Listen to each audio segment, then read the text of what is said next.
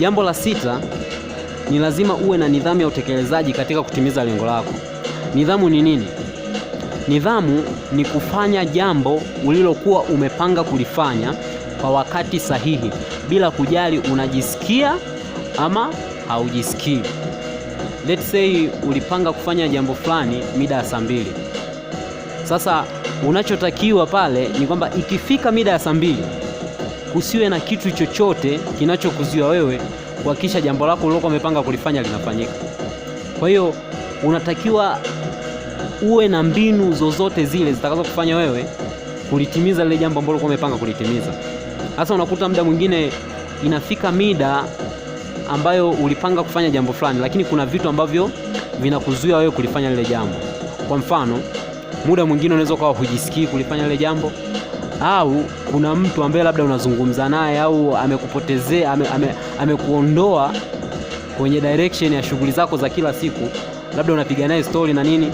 Sasa inafika ile mida ya kufanya jambo ambalo umelipanga, wewe unaruhusu yale mambo mengine yaendelee, alafu unasahau jambo lako ambalo ulikuwa umepanga kulifanya. Sasa ile sio nidhamu. Na ukirudi kwenye mambo ambayo yanaweza kukusaidia wewe kutimiza malengo yako, ni kwamba lazima uwe na nidhamu ya utekelezaji. Kuna nidhamu za aina nyingi na za tofauti tofauti. Kuna nidhamu ya muda, kuna nidhamu ya fedha, kuna nidhamu ya utekelezaji.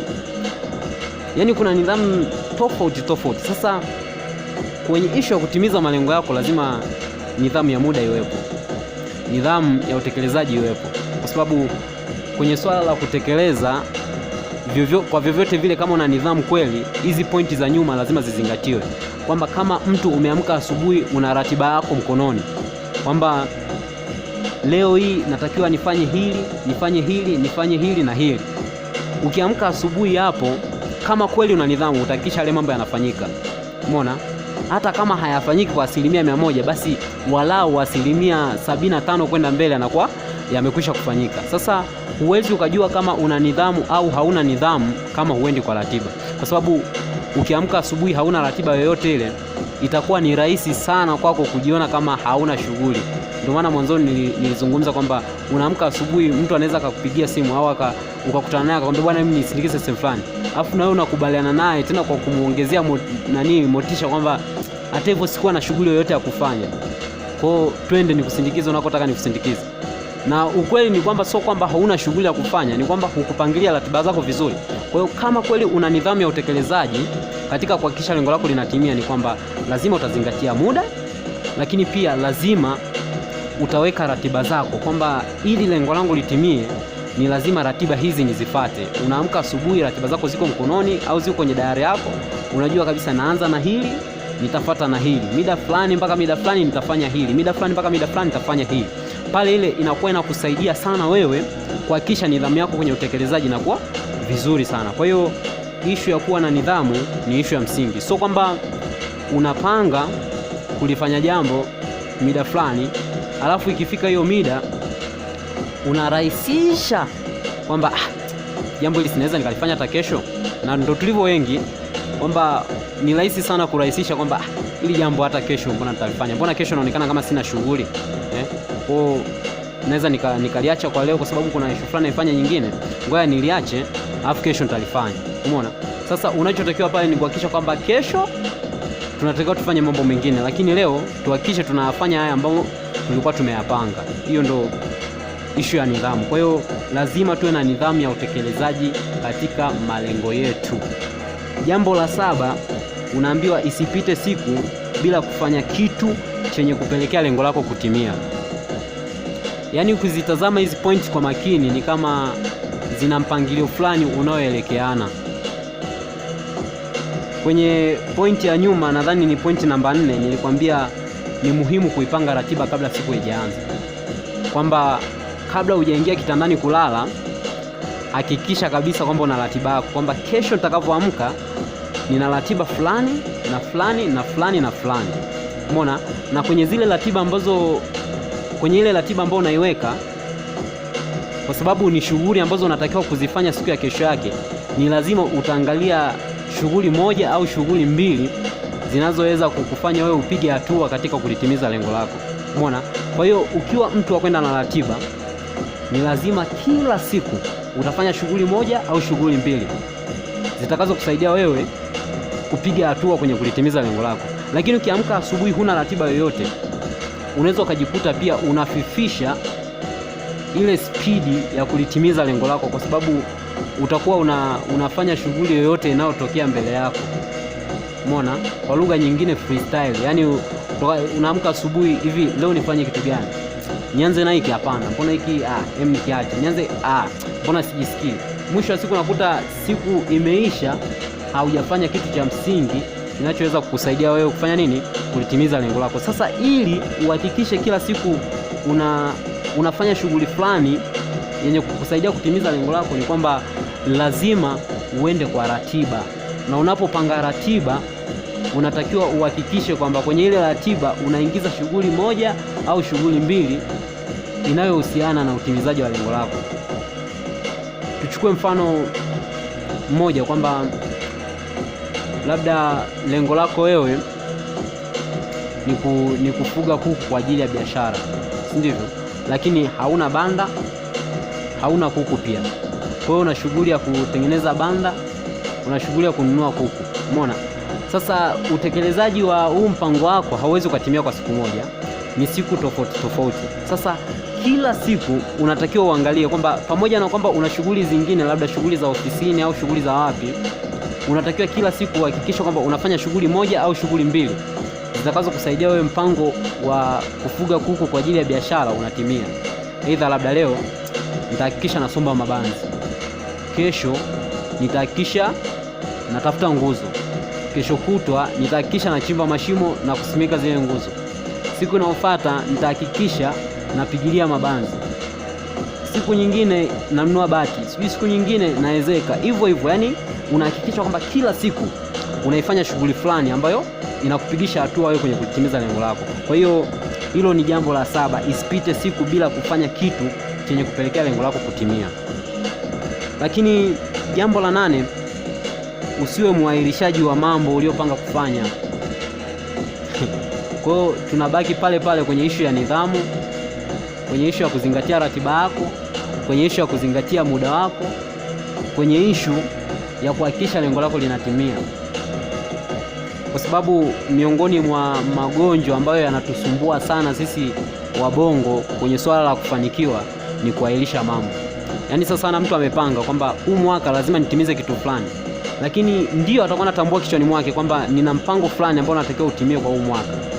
Kadri anavyoenda mbele, anaona anakutana na changamoto fulani zinazomzuia kutimiza lile lengo, anajikuta anarahisisha sana kichwani mwake kwamba lakini mwakani siipo, ili lengo atalitimiza hata mwakani. Umeona? Anaamua kufanya nini? Kuahirisha.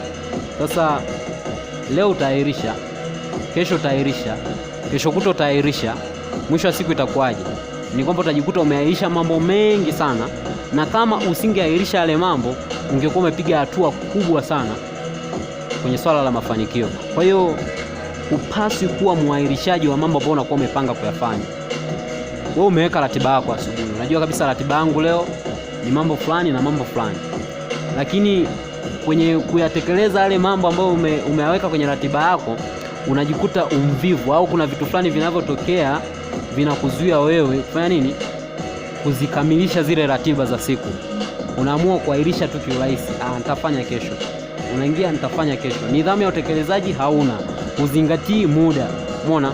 Unachelewa kuamka, unachelewa kwenda kazini, unachelewa kufanya shughuli zako. Matokeo yake ni nini? Kwamba utajikuta lengo lako linatimia kwa shida sana, au linaweza lisitimie kabisa kutokana na kwamba unalimpikiza shughuli nyingi. Kwa hiyo hatupaswi tuwe waahirishaji wa mambo.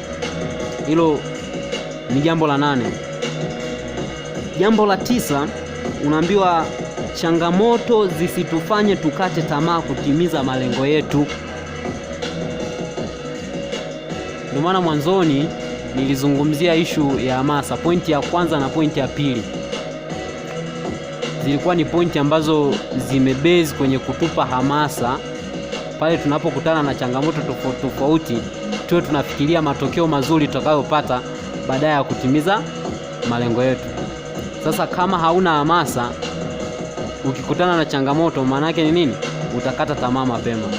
Na kwa nini hii pointi imeingia? Kwa sababu kwenye swala la kutimiza malengo, ukisema kwamba umetimiza lengo fulani afu hujakutana na changamoto yoyote, utakuwa muongo. Yaani ni kitu ambacho hakiwezekani. Lazima changamoto utakutana nazo, na changamoto zingine zinakatisha tamaa kwa kiwango kikubwa sana. Hasa mtu kianza kufikiria, hivi kweli nitaweza hapo? Yaani unajiona kama hapa sitaweza, au naweza nikapata hasara, au iko hivi. Umeona? Ukikusanya na baadhi ya ndugu, baadhi ya marafiki, yani unakuta marafiki ulionao hata ukiwaomba ushauri hawawezi wakakupa ushauri ambao ni positive, badala yake watakupa ushauri ambao unakukatisha tamaa wewe. Umeona? Sasa usipolisimamia lengo lako vizuri, usipokuwa na matumaini ya matokeo utakayopata baada ya kutimiza lengo lako, basi utajikuta unakata tamaa kiurahisi sana. Kwa hiyo tunachotakiwa tutambue kwamba changamoto ni lazima tukutane nazo, na siku zote mtu anayejitambua vizuri, changamoto hawezi akazikimbia.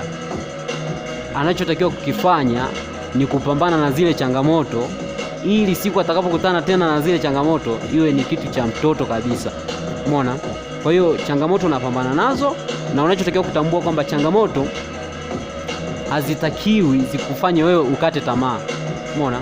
Ni sana mtu ukimwona leo yuko chuo kikuu, hapa katikati amekutana na adha mbalimbali. Ushawahi kujiuliza kwa nini kunakuwa na mitihani shuleni? Kwa nini wasingeitoa ile mitihani kwamba tukana nasoma kuanzia darasa la kwanza mpaka chuo kikuu, hukutani na mtihani wowote, hukutani na assignment yoyote, wewe ni kwenda tu, ni kusoma tu. Lengo kubwa ni kuhakikisha kwamba huyu mtu ameiva vizuri. Sasa miongoni mwa changamoto ambazo mwanafunzi anakuwa nazo akiwa shuleni ni swala la mitihani. Ili aonekane kwamba ameiva vizuri kwenye yale aliyokuwa anafundishwa, anatakiwa afaulu mtihani. Umeona? Kwa hiyo changamoto siku zote ni lazima zitakuwepo, na ukimwona mtu ambaye amefanikiwa kwa kiwango cha juu, ni kwamba amekutana na changamoto nyingi sana na ngumu, tofauti na unavyofikiria. Kwa hiyo changamoto ni za kwetu, na kitu kingine pia ni kwamba changamoto yoyote unayokutana nayo ni size yako. Yaani huwezi ukakutana na changamoto ambayo ni oversize. Mwenyezi Mungu anatupatia changamoto ambazo tuna uwezo wa kuzikabili. Kwa hiyo hatutakiwi tujione kama vile hatuwezi. Tunatakiwa kichwani mwetu tu tunafikiria kwamba katika hili naweza, katika hili naweza. Hapo tunaweza tukapiga hatua kubwa sana kuyafukuzia mafanikio. Lakini jambo la 10, kuwa makini na watu wanaokuzunguka katika maisha yako ya kila siku.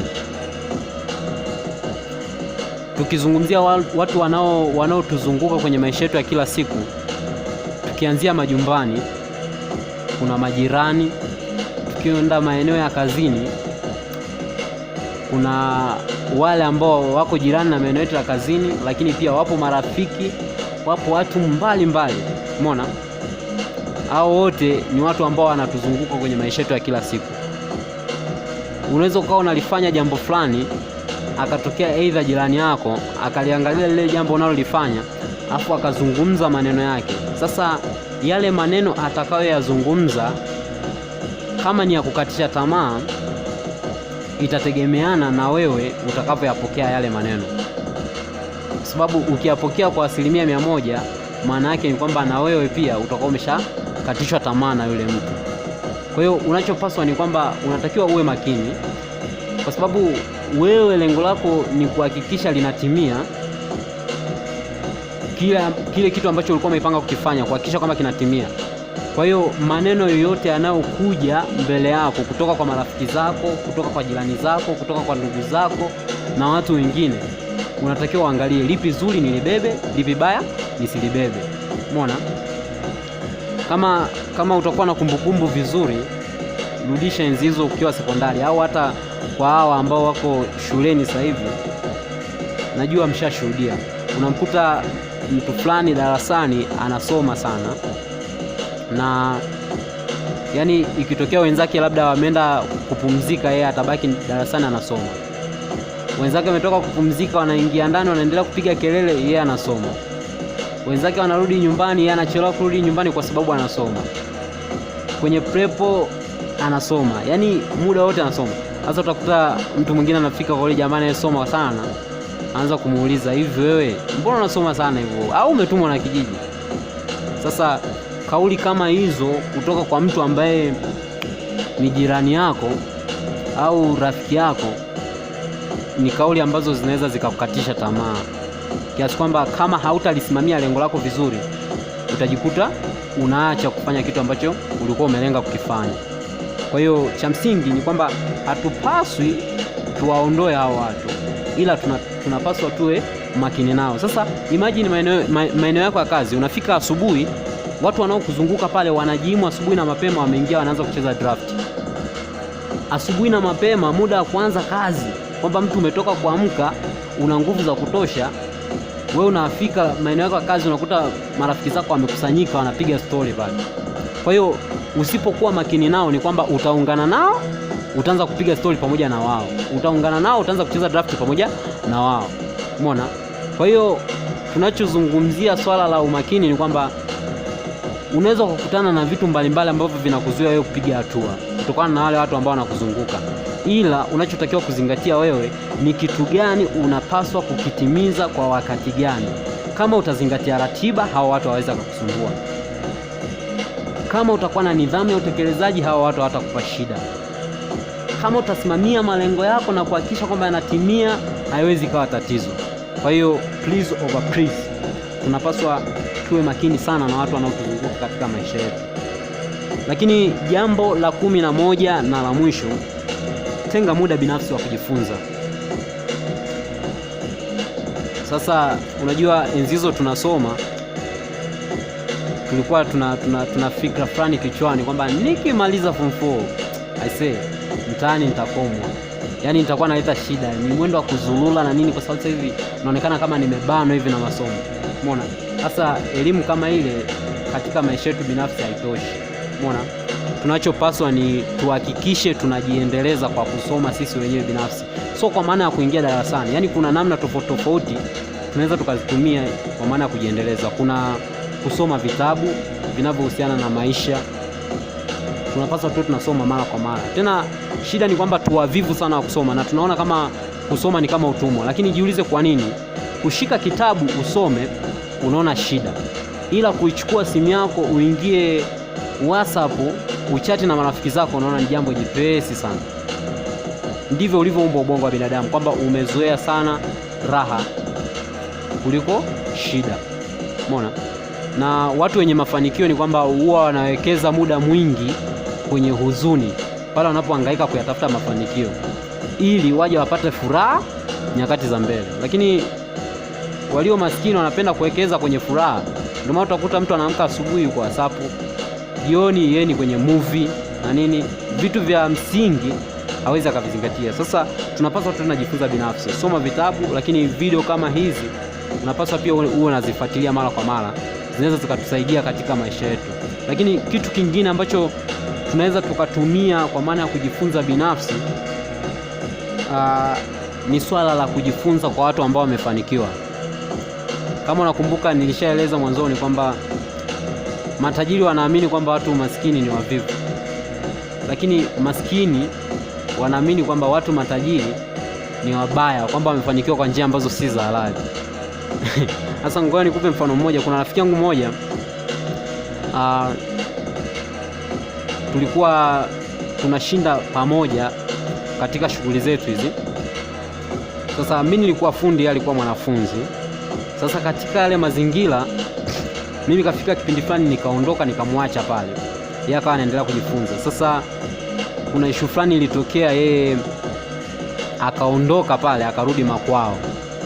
Tukawa tunaishia tu kuwasiliana kwa simu, tukipigana tunapiga story, tunaulizana masuala ya kazi na nini hivyo. Sasa kule alikoenda akaendelea na ile issue ambayo alikuwa anajifunza ya ufundi wa kuchomelea. Siku moja akanipigia simu, ananiambia, bwana, na jambo la muhimu nataka unisaidie. Nikamwambia, mimi jambo gani? Nakumbuka siku zile alinipigia mchana, nikawa nimetingwa sana, sikupokea simu yake. Nilipoona anaendelea kunisumbua nikapokea, ndo akaniambia, bwana, na jambo nataka unisaidie, lakini jitenge kidogo, usiwe mazingira ya watu, nataka nizungumze. Nikamwambia no, nitafute baadaye. Baadaye tulivyotafutana ndo akaniambia, bwana, kuna issue fulani nataka unisaidie. Nikamuuliza issue gani? Akaniambia, huko Ukingani huko kuna dawa. Nikamwambia, dawa gani unataka? Akaniambia, mimi nataka kwenda kwa babu anipe dawa za kuvutia wateja ofisini kwangu. Nikamwambia hivi uko serious na kitu unachokiongea? Akaniambia niko serious. Nikamwambia sikutegemea kama ungeniambia vitu kama hivyo. Yaani ulivyokuwa unaniambia kwamba una shida ya muhimu nataka nikusaidie, nikafikiri kweli ni shida ya muhimu. Sasa kumbe shida yenyewe ndio hiyo. Kwa kweli siwezi nikakusaidia. Unajua aliniuliza azifu anahisi na mimi mwenyewe nina dawa ofisini kwangu. Lakini akanieleza wazi, akaniambia bwana, mimi nashughulika na issue ambayo unashughulika wewe. Nachomelea kama unavyochomelea wewe. Lakini pia huku kwetu wateja ndio wanakuja ofisini. Atakuja ataulizia labda kutengeneza dirisha shilingi ngapi, utampa bei. Na bei hiyo unayompa ndio bei ambayo wanatoa wapinzani wangu. Sasa utashangaa yule jamaa ameuliza, yule mteja ameuliza hapo ameondoka ameenda kwa mtu mwingine kutengeneza dirisha.